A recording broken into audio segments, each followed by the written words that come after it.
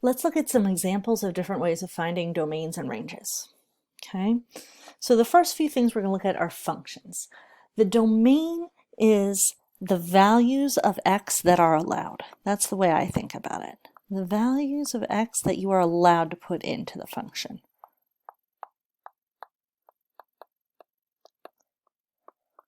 I'm going to put allowed in quotes because that's more of a me term than a math book term. All right, but what are you allowed to put into this function? If I have a fraction, like in example A, all right, then I know that the one rule of mathematics is that I cannot divide by 0.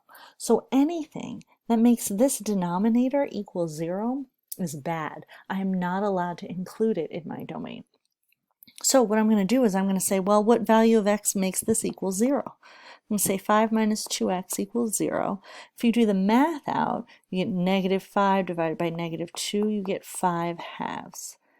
So the domain of this function is all the numbers, all right, all real numbers, except x cannot be 5 halves because 5 halves is what makes that denominator 0, and I am not allowed to divide by 0. Okay? Similarly for b, I am not allowed to divide by 0. Am I allowed to have 0 in the numerator? Sure, 0 divided by anything is just 0, okay? But I am not allowed to divide by 0. So I'm going to say, well, what value of x gets me 0? And if I look at this, I go back to Algebra 1, there's two ways of thinking about this equation. You can either add 16 on both sides. You get x squared equals 16. X equals the square root of 16, and be careful, when you introduce a square root, you have to say, well, either positive 4 or a negative 4 could give me that.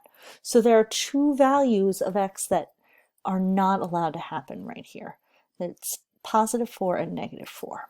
The other way you could have gotten those values is you could have gone back to your factoring roots and said x squared minus 16 factors into x plus 4, x minus 4, which equals 0, and then using the zero product property, you could have said, well, negative 4 makes this 0, and positive 4 makes this 0, so x is positive or negative 4.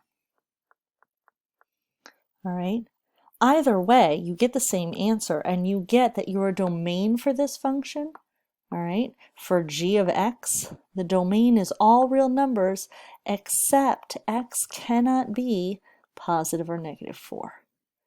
Not allowed, because positive and negative 4 make the bottom 0, make the denominator 0. Okay? Similarly, we can look at h of x and we can say, well, what makes the denominator 0? X squared plus 6x minus 16 equals 0. In this case, I have to factor this. I have no other way of deciding what values of x work. So I factor this into x plus 8, x minus 2, and then I say, well, the values that make those two factors 0 are negative 8 for the first one and positive 2 for the second one.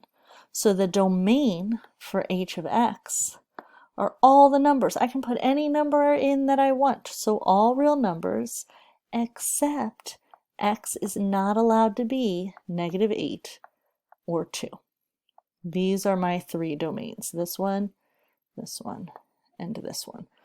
All right, and in the next video, we're going to talk about different ways to write those domains. But the idea is for fractional functions, rational functions, we can say that x is anything except for what makes the denominator 0. Square root functions operate a little bit differently because if you're looking at a square root function, you're going to say, well, what's not allowed in a square root? And you know that square roots can't be negative.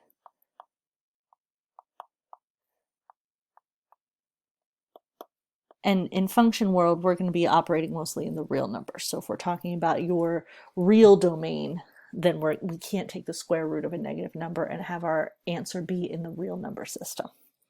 So we shortcut that by saying square roots can't be negative. But you know that things can get a little more complex. All right, so if square roots can't be negative, then you can say, well, the domain for p of x is anything that keeps this positive. All right, so I know that 6x plus 20 has to be greater than 0, and I'm allowed to take the square root of 0. The square root of 0 is 0, so greater than or equal to 0. Okay, well, what values make that inequality true? Well, I'm just going to solve the inequality. So I get that x is greater than or equal to negative 20 over 6, which is negative 10 thirds.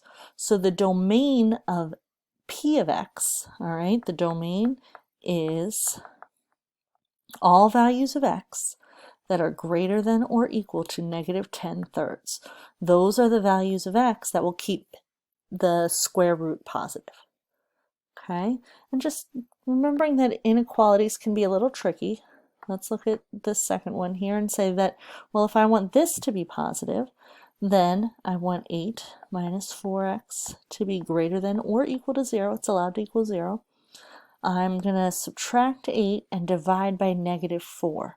When I divide by a negative, right, I have negative 8 divided by negative 4. Oh, that was silly. I put an equal sign. When I divide an inequality by a negative, I have to flip the inequality. So I get that x is less than or equal to negative 8 divided by negative 4, which means that x is less than or equal to 2, and this is the domain of q of x. All numbers that are less than or equal to 2. And you can always test these domains. You can say, well, what if I let x be 3? If I put 3 in here, I get 8 minus 12, which is negative 4, and I can't take the square root of negative 4 in the real numbers. So that's not in my domain, but numbers less than or equal to 2 are in my domain. Okay. R of x is fun because it has a fraction and an inequality. So I know that the inequality part, this has to be greater than or equal to 0, but it's not allowed to equal 0 because it is on the denominator of a fraction. So I have to keep in mind where I am with this square root. So I'm going to say that x minus 9 is greater than, but not equal to 0, because it's in the denominator and it can't equal 0. So that means the domain of this is all x values that are greater than 9, not greater than or equal to 9. Okay. Another place we look for domains and ranges is in a graph situation. Okay. The domain of a graph is all the x values. Where do I start on the left and where do I end on the right? So the domain for this function, for function a, I started at negative 4. I'm including negative 4 because it has a closed point there. So x is between negative 4 and I'm going all the way. I include all the x's here until I get to positive 4. And that positive 4 is a closed point, so that's included. So x is also equal to positive 4. That is my domain. The range goes from bottom to top. So if I'm asking for the range, I'm starting at the lowest point on the function and going to the highest point on the function. The lowest point on the function is 0, so my range starts at 0. It's a closed point here, so I am allowed to equal 0. So y is going to be greater than 0, and y is going to go all the way up to and include 4. All right, now you don't see a closed point here. The assumption is that it hits this point here unless there is an open circle. So if it just goes through that point, you can say that it is closed. It is going to equal that 4 unless you see an open circle. For graph B, I have a discrete domain. So I have a set of numbers that are not connected. The domain for B, I'm going to list it out in what's called roster form. I'm going to make these little squiggles. And my domain is all the x values. So the first one, this is negative 4, negative 2, 1, and 3. All right, and we list our domain from left to right, from least to greatest. The range for B is all the y values. So my range would be the lowest y value, which is -2. The next one here is -1. The next one is +2. And the next one is +3. Okay, so my domain and my range are both a list of the values. They're not connected. They're not at inequality. It's discrete points. This last example is a little more complicated because there are all these open circles. So there are a couple different ways to write it. This is the way that I'm going to think about it. I'm going to say that the domain on the left-hand side starts at -4, right here. And it's going to go forever. This arrow on the end indicates that this is just going to keep going and going and going forever. So I'm going to say that x is all the numbers that are greater than -4. I can't say equals 2 because that's an open circle, and so that means that it does not equal -4, it's just greater than -4. All right, but I'm going to specify that x cannot be -2 because that's where one of my open circles are, and also +2 because that's where the other open circle is. So x is all the numbers greater than -4, but it can't be -2 or 2. Okay, that's the domain for this.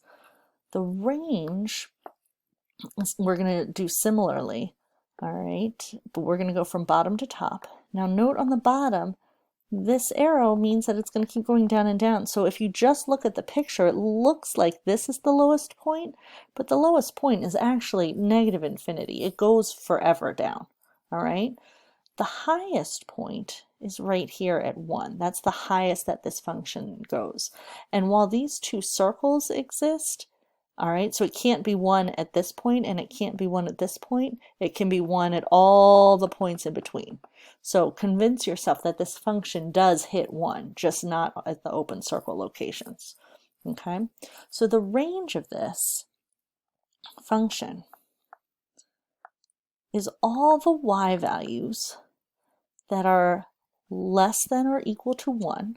Okay, we don't have to worry about these two open circles because it hits 1 here, here, here, and here, so that we're not worried about, we don't have to exclude 1 because it does hit 1.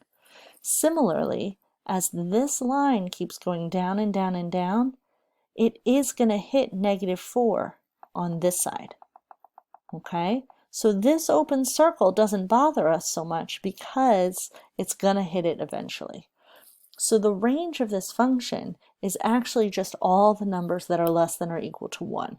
It won't hit -4 here, but it'll hit it over here. It won't hit 1 right here, but it will hit it right there and right there and right there. Okay, so domain and range can actually get quite complicated. You just have to make sure you're looking at what the function is doing and excluding the values you need to exclude and not excluding the values that you don't need to exclude.